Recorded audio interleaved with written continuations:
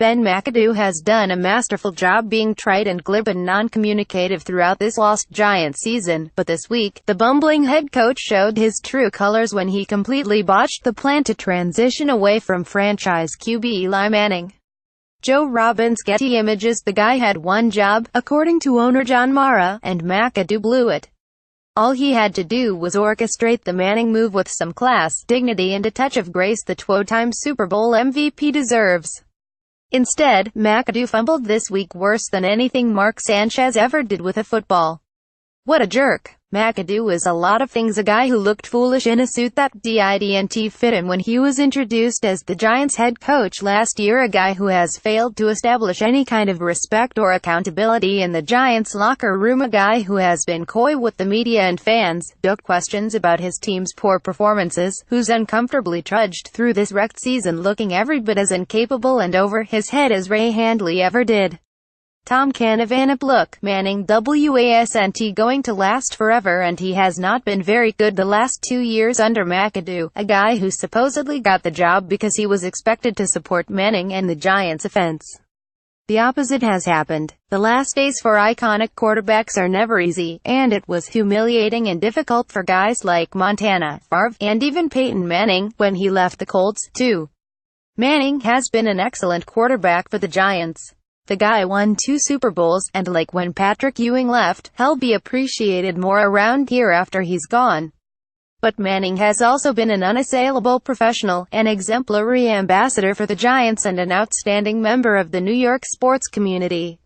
He deserved better than this week. The Giants have been a laughingstock this season, essentially morphing into the Jets somehow under McAdoo's.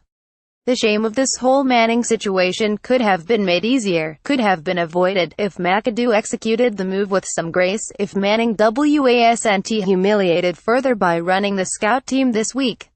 It wouldn't have come across so bad if McAdoo was a little more human about it, and if he wasn't the biggest jerk in sports this week.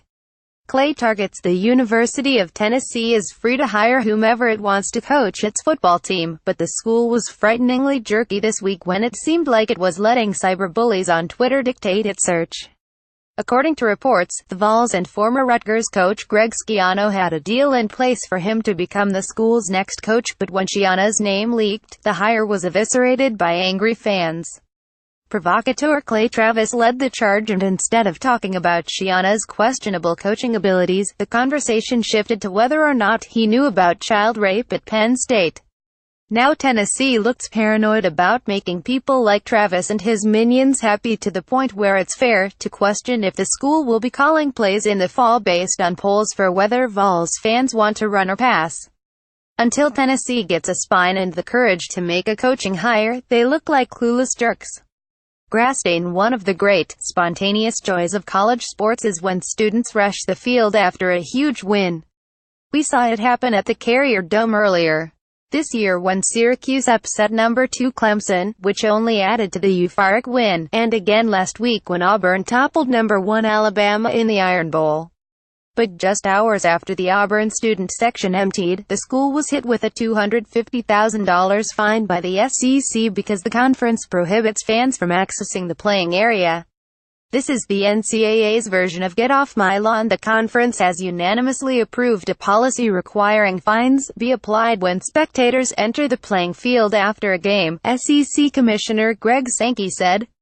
Fans are expected to remain in the stands and avoid the safety concerns associated with rushing onto the playing field. We want exciting experiences around SEC games, but also seek to maintain a safe environment for student athletes, coaches, spectators and officials. Moral of the story: not only does the SEC get rich off the backs of unpaid student athletes, but now the conference is lining its pockets by punishing college kids for being too excited, having too much school spirit, and acting like college kids. What jerks. Tory Keith. No laughing matter. Brett Boone thinks it's funny to make jokes about UAL harassment. In a series of unsolicited direct messages he sent to a Seattle reporter on Twitter this week, the former Mariners second baseman made light of harassment, and said he was the victim of it when 2 women smiled at him. What a jerk. Boone, the brother of Yankees managerial candidate Aaron Boone, later apologized for the cracks and has since slithered back to obscurity. Harassment allegations have taken media and politics by storm, and Boone's attempts at humor are a clear indication that there may be a river of this trash seeping beneath the surface of pro sports that has not yet burst, simply because there are people in sports who accept it. Blue Jays analyst Greg Zine was fired this week for inappropriate behavior and comments toward female employees, but let's not forget, well before Harvey Weinstein and Matt Lauer, Isaiah Thomas and The Garden were nailed for harassment, too. And Thomas hardly even got a slap on the wrist. Thomas didn't get canned like Lauer did this week. After The Garden was forced to fork over an $11.6 million settlement with Anucha Brown Sanders for his transgressions, Thomas was hired to run James Dolan's WNBA team. Let's not ever forget that. Tone deaf. Finally, have you heard Dolan's Deadspin? It's really horrible. Dolan played it this week for the Deadspin Awards, written to the title track of Dolan's new album Good Luck and Good Night, which he says is about the decay of journalism. My goodness, Dolan said. Wailing parody of his own begins with the line, "You know I own a basketball team. For most people that would be a dream.